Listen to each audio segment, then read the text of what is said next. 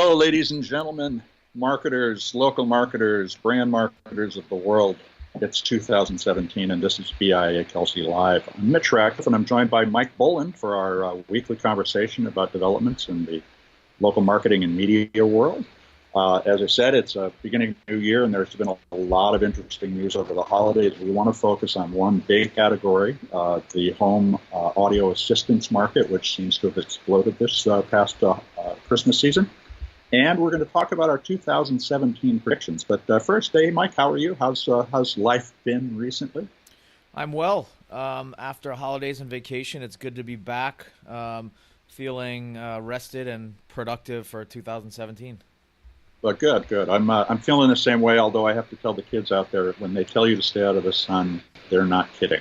Yeah. It does actually cause trouble. So use your SPF 30. So that's the only big change in my life is I have less face.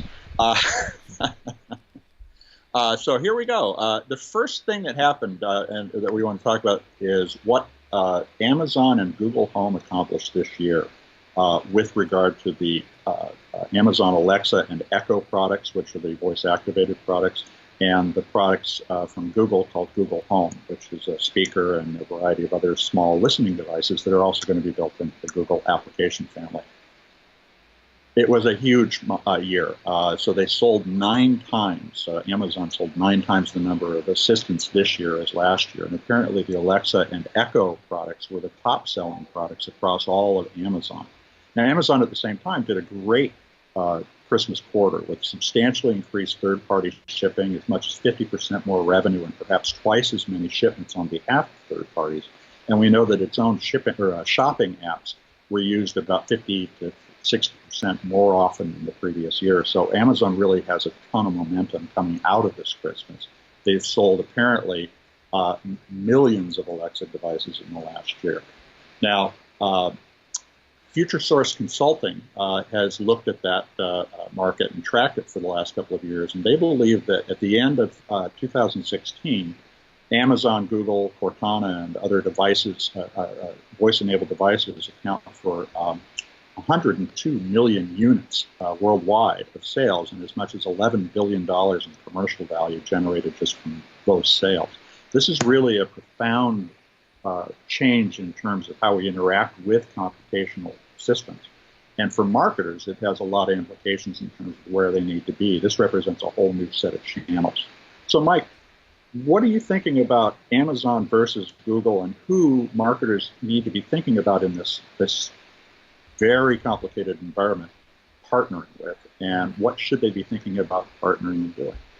Yeah, so I'm calling this the personal assistant app wars. And I think that it really is going to be kind of a horse race, and, different marketers and consumers deciding kind of like which horse to back. And I think that the Echo sales numbers are pretty telling. And I think that that's a boon for Amazon, because I think that they're coming a little bit late when compared to Google when it comes to the amount of kind of affinity data, and Google's indexing the web for the last 15 years, and the trillions of queries it's monitored, and the knowledge graph that's built from that. I think that Alexa getting devices out there, and the numbers you cited, is very important for it to start to build something that's competitive in terms of the volume of search data, of affinity data, and all that stuff that builds, and the Right. AI itself that builds over time. Because when starting from scratch, I believe that Amazon could be somewhat disadvantaged when compared with Google's head start there. Now, Amazon, of course, has specialty in certain areas like commerce, obviously, and all the other places where people are using the Alexa API to build different skills. I think that's smart, so it can cast a wider net there. But I think that when you look at we'll pan back to all the players in that what I'm calling the assistant app wars. That's Alexa, it's Google, it's Siri, and it's Cortana. And I think Right. that that will be a war that is won on data. The winner won't be front-end interface and bells and whistles, though those things will help. It's really Mhm. the fundamentals of who has the best data and content to serve you the best answer to your question. And on that measure, again, Google's considerably advantaged, I think, with just the enormity of its knowledge graph. Right. Amazon has the commerce world, and again, where third parties are developing skills with its API. I think Cortana and Apple, I think, will excel in the specific areas where they're able to partner with best of breed Right. players to kind of build different vertical competencies in functional areas. I think Microsoft is also an interesting dark horse there, just based on its reach. But I think that no one's really going to beat the depth and the breadth of Google's search index and knowledge graph, and just all that affinity data it's built over 15 years of indexing the web and all of those search queries. So I'm going to be a little contrarian. I'm Sure. going to say that Amazon has probably the same set of advantages, having Good. Okay. handled billions of searches over the course of years for very arcane searches as That's well, true. like a That's particular true. brand or version of X, Y, or Z. The other thing is, and I believe this is looking back at previous technology companies which have made these kinds of consumer moves. I'm more reminded of Apple 2 or 3 years ago by Google than I am by Amazon. Huh. And the reason is that they are a technology company. And as a technology company, may not really address the human needs that people are looking for in these devices. Huh. Now, and we know that the key thing people are going to measure this by is whether or not the device understands them. Yes. And I would hearken all the way back to the first time we had a challenge like this with a product. It was the Apple Newton, which only recognized handwriting at about an 86% rate. Now, that 86% gap, or the 14% gap, was disastrous. Because anytime, and it was mocked in Doonesbury and many other places, is just not understanding what people were telling you. I imagine we're going to hear that kind of thing more and more as really consumer jokes about their products and the kind of odd experiences it creates for them when Right. it understands. But that's the real raw material for a consumer reaction that is broad and potentially very challenging for Amazon if it does not work perfectly. And they have very high expectations, both on their own part and by consumers. So they have to be very mindful of that. The other one that I would throw in is Samsung. You mentioned them briefly. They own a couple of things. Viv, which is a platform that had previously been an open source voice recognition and agency platform. They're going to be building that into their televisions, and they're also partnering with Microsoft to deliver a Harman Kardon computer that is also a Cortana speaker. So there's a lot of this kind of activity. Now, within this environment, there's 4 different places you might be integrating. As you mentioned, it's Siri, Google Home, Amazon Alexa, and Viv or Cortana. Let's just call them of a piece, because at this point Cortana hasn't really separated itself as a product. Should marketers be thinking about investing in one of these platforms and doing really well, or do they need to be in all of them? Yeah. I think the question there is very analogous to the same questions that developers have to make when they're choosing iOS or Android. And I think that ideally the answer is all of the above, but usually it comes down to kind of in a minimum viable product type of scenario where you can really just get to market quickly or can only afford one. It's a matter of which one you do first. And I think Right. they're just like the kind of platform choice with different operating systems. There's no one answer, and I think it comes down to profiling the types of target users you have and how Right. that maps to those platforms, or perhaps the product you're trying to build and the functionality and how it will play with the technical strengths of each of those platforms. Sometimes, again, back to the kind of the OS like choice you have to make as a developer. In a lot of cases, Android is the best option because of the platform's openness and the fact Right. that what you're building needs to kind of take over more functionality of the phone, where iOS doesn't allow that. So that's one example that it'll be the technical nuances of the platform plus the profiling the users that are kind of the user base of each of those platforms. It really will come down to a case-by-case scenario. Yeah, and I think the other set of influencers to look at here are the devs themselves. right now, their TensorFlow is the basic open foundation of Google's artificial intelligence platform. And it's a very compelling tool to use. Amazon has a set of cognitive services, but you have to pay to get into them. Yeah. And I think that's the main difference right now. Google will be able to support free experimentation, and Amazon will have some struggles with doing so. Now back to Yeah. Apple really quick before we move on. I think one other kind of wild card in all of this, when we're talking about hardware, when we're talking about what users are using what and platform choice, are the ear pods. Yeah. Because I think that when we're talking about personal assistant apps and voice search, they've announced something or launched something interesting where these ear pods, they're wireless and they're kind of arguably sleek. So I think that'll condition a behavior to kind of leave them in at all times. So that I think will then engender something which is almost like a personal assistant app that's in your ear at all times as you go beyond just the home. So I think we've been talking about these personal assistant apps in the home, Google Home, Echo, etc.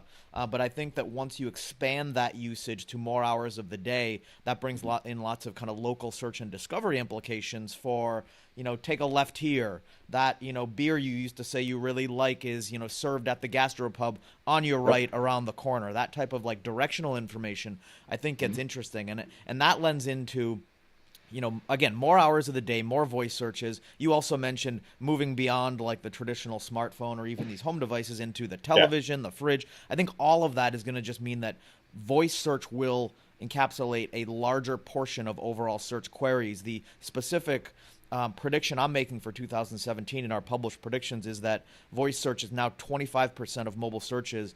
I believe it's going to grow to 30% in 2017. And that's a huge jump for a market like this. Yep.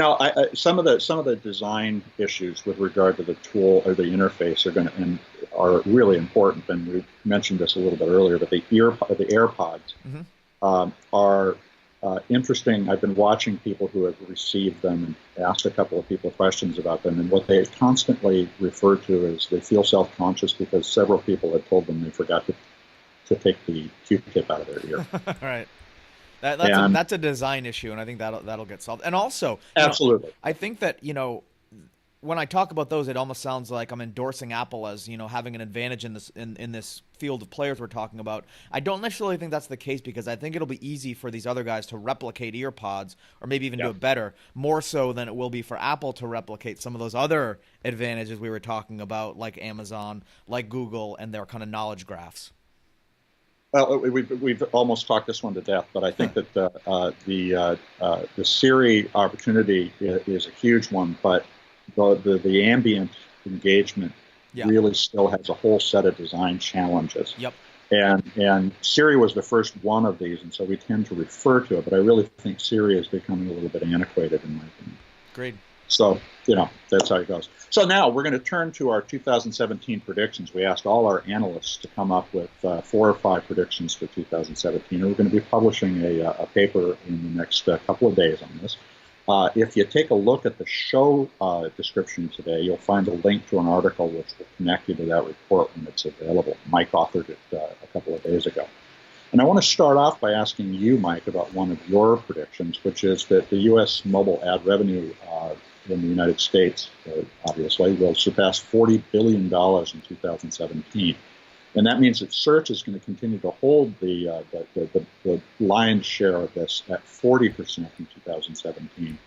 But native social ads are on their way up.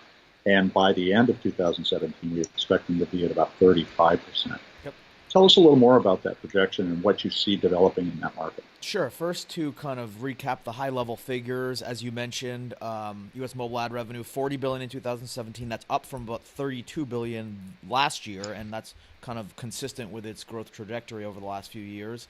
The portion of that that's location targeted is about 38%. That'll be driven by the continued adoption of Madison Avenue to more effectively localize mobile ad campaigns. Also, the premiums associated with higher performing ads when they're localized will push those numbers up. But more interesting is what you're alluding to, which is the segment of that $40 billion when you break it down by format. So search continues to have the leading share. You mentioned 40% in 2017. That's our prediction. But it'll continue to be chipped away by native social, which is 35%. Now, to pause for a definition, I often get this question, what the heck is native social? These are things like Facebook newsfeed ads, or Instagram or Snapchat ads. And they're defined by ads that are integrated into the vertically scrolling interfaces of things like the newsfeed. Everyone has seen these. And the vertical scroll, one, has inventory advantages over traditional banner ads. And they're also performing quite well when compared with traditional banners because of the native placement that targets attributes of the social graph and users' kind of social behavior. Facebook has a lot of advantage there in just being the kind of the world social graph. Well, but I also think that there's an interesting element of that is that that social graph is developing as it's developing cross platforms, and I'm not sure we're actually going to have a single consolidated experience. Does that mean that ad inventory needs to be tooled to better perform in an environment where you're going to be in multiple channels? We talk about Facebook being the aggregation point, but what if you see this in other places? And I'll give you an example of sponsored content, native content outside, which is usually described as sponsored. The Washington Post is doing a lot with that now, the New York Times, but amongst all of these, the Atlantic has been very successful, also QZ.com.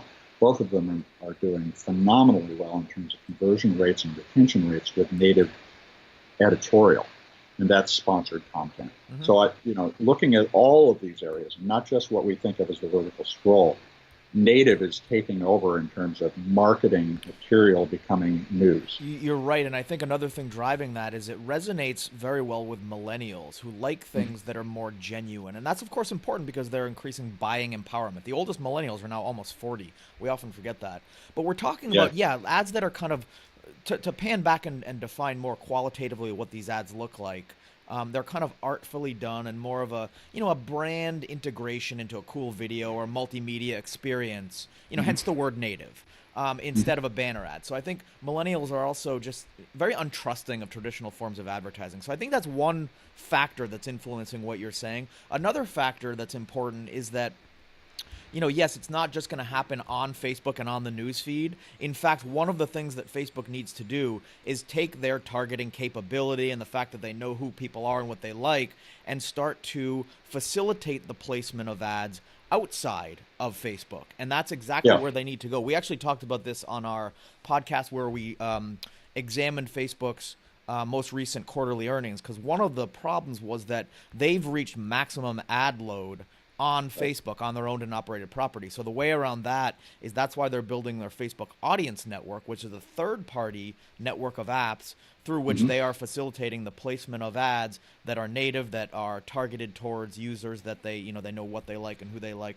So I think Facebook has a powerful position to do that outside of its own network. And also one of my predictions is it's going to go beyond just, mobile ads on apps. We're going to start to see it take those advantages and go to people like Apple TV or Roku or over-the-top television and other things, and start to be the facilitator of ad targeting in those other platforms. And one, it needs that growth. Again, it's reached maximum ad load. Two, it's sitting on a gold mine of all of that great data that can allow it to target native ads in ways that are much kind of more granular than most other kind of ad tech or ad network players out there. Yeah, and I think Facebook, as a metaphor, is very much like Google, actually. In about 2006-07, they were beginning to run out of search inventory internally. They created a third-party network. They created an affiliate network and started placing that search advertising with the AdSense network everywhere. So I think we can look at that and see some of the trajectory that Facebook is taking. Yeah, absolutely. I think that's a good historical parallel. So let's move on to the next item. Well, when the millennials move past 40, they'll be able to see that too. Yeah, exactly. Yeah, right. So let's move on to the next item. This is one of your predictions, and you have been looking at service commerce for a while and examining its trajectory and made a prediction of how it's going to grow into 2017. So first, for those unfamiliar, tell us what service commerce is and then go into your kind of prediction for its growth. Well, service commerce is local on-demand commerce, but the scheduling, the fleet management or team management services, the invoicing and transaction services that go with that to enable the last mile of service engagement, which could be delivery of a product with support and an expert, but it could also be just dropping off a pizza, Yep. or being a plumber. And so we see this as an important new category. This is where the local market will be integrated into the global logistics framework that allows us to really rethink commerce end to end. And SMBs, small and medium-sized businesses, are an interesting group, but only about half of them have a website. And only 24.2% of them have told us that they are currently using a customer relationship management system, or CRM, Yep. to engage and manage their customers. But what we found when we asked about these social commerce tools in the latest survey was that 33.3% of the SMBs said they were interested in buying that in the next year. Wow. And that is a substantial change from the past and an indication that they really do recognize this as an important part of the future of their business. So we're estimating this is going to grow from today's 3% market penetration, if that, to about 20% by 2020 amongst very small businesses, that is with one employee or two employees, and up to 100 employees, small business. That's for the business in our description. They're going to be at a 20% market penetration in 2020 with a market value for the providers, that is the revenue that they take out of these networks in service models, rather than the total revenue generated by these service models. $2.5 billion in potential profit for somebody who makes that happen. And we think that's a significant beginning to add-on services that will allow those marketplace service commerce providers to tier up services that make the small business more successful and therefore allow them to claim more revenue as a result of their having provided those opportunities. Yeah, and I think, increasing the functionality and the appeal of that overall bundle that's being sold into SMBs is an important point, because, Yes. it changes the rhetoric that's always been in kind of local media and local advertising, which is to sell local businesses some form of advertising, whether it be a Yellow Pages ad or a search campaign or whatever the case may be. And I think that now, increasing that to include operational tools is important, because one of the challenges in local is that the churn levels were always so high. Whereas when we're talking about getting locked in by serving an SMB with a scheduling system or a CRM, the switching cost is a lot higher for them, so the retention goes up and the churn goes down in these relationships. It's really hard for a small business to turn off their payroll system or their scheduling system, as opposed to the ease at which one could just flip the switch on an ad campaign. So that Right. kind of retention point, I think, has a lot of good implications for the service providers that are addressing any local businesses. Well, and we know from the survey, again, that small businesses want to buy bundled services. Yeah, They that do too. not want to have 1,000 different points of contact. And one of the reasons is they're small business. And this is the thing that we need to overcome as an industry. We have been providing marketing tools for teams, but these very small businesses that are going to be integrated into this company don't have teams. They need to be essentially a reporting tool, very much like a manager would see in the enterprise, so that they can get a good intuitive and then analytic perspective if they want to dig in on a daily basis about their business. But you can't do that if you're integrating 17 different things, have 14 different workflows because of all that different integration. It's just a small business, one or two people trying to make a living. So we need to be thinking about making very, very, it's not simplified, but not team-based products for these companies. Mm-hmm. So I think that the other thing is that the notion of not team-based shouldn't exclude the idea that one person doesn't participate in larger networks of services. It's just that they only do that on an ad hoc basis. It's not their daily routine. Mm-hmm. And so a lot of that is, again, we're coming up against one of these huge design challenges where we're going to need a sea change in the way we deliver some of these services to these small businesses. Great. So let's turn to the last one. This is one that came from Rick Ducey, our analyst in the programmatic and TV space. And I just want to get your sense of what he has to say. Local programmatic TV, which is currently a way of buying and selling inventory, but is increasingly going to become the basis for systematic retargeting and the planning of campaigns for omni-channel or multi-channel marketing. So Rick is predicting that local programmatic TV will become more targeted by gender, beyond gender and age, with better workflows, and be evolutionary and not revolutionary for the television industry. Yep. And by that he means that we'll still recognize advertising. Yep. Absolutely. However, he said that for local television stations, we'll only see 5% market penetration of programmatic by 2017. That suggests that while TV has a lot of new opportunities with over-the-top broadcasting, which allows you to address and target a television or a user using a television, all of that is going to take a long time to be a natural component of the local television sell. A little like when newspapers started selling digital, they didn't really know how to do it. It appears that we're seeing some of the same struggles in the TV space. Yeah. But when that happens, and when programmatic is there, it becomes a natural extension of the marketing automation environment in digital. Yep. And that is where we're headed. But we are still looking far down the road, do you think?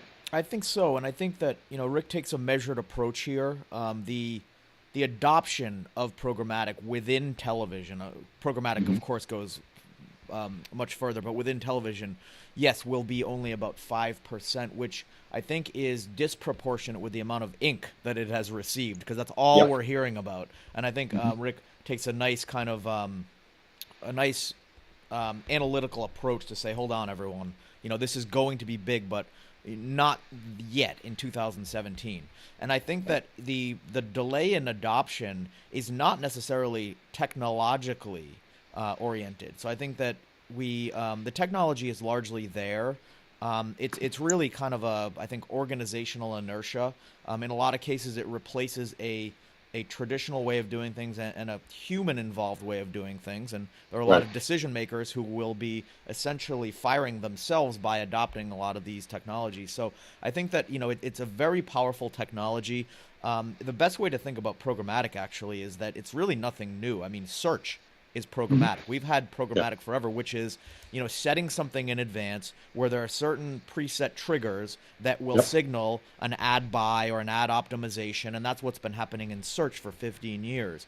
The difference is that now that kind of overall paradigm has for a while been happening in things like display, digital display, but now is coming to traditional media such as TV. And that's where Rick's prediction zeroes in on. And again, I think that's going to be very important to get local television to kind of catch up with the available technology in terms of ad placements that are optimal, that are efficient, that really just, I think, have more ROI for all parties involved. So I think we'll get there, but I think, the fact that, we need to kind of sit back a bit and realize that all of the ink that this topic has gotten is not proportionate to the amount of adoption that we're going to see, which again will be just about 5% of the local TV spend in 2017. Yeah, and I think in defense of all the ink being somewhat reasonable, it is a very complicated problem. And like we were talking about before, simplifying this and just explaining over and over how much we have to simplify the process for the end user of this in order for us to bring everybody into this market for advertising is simply underestimated. We always believe we're going to get much further than we are. And, as we can see in some spaces, that'll happen, like in voice assistants. But voice assistants will be a core part of the programmatic TV environment in 2020, too. You'll be able to target a device based on what that device is doing in the background on the net. Yeah. So it'll be an interesting time. And with that, we're going to bring to the end our predictions for 2017. Do please check out the link in the show description. We'll be publishing a report, I believe, tomorrow, but this is your sneak peek, folks. We are going to be back next week, Thursday morning at 10 a.m. Pacific time to talk live if you'd like to listen or call in. And we'll, of course, be posting this on the BIA Kelsey blog. This is Mitch Ratcliffe, and that is Mike Boland. You can say goodbye now. You missed the toss. I gave a nod. That's my version. You gave a nod. Oh, okay. It was very CNN. And we'll be back next week. This is BIA Kelsey Live. Have a good week.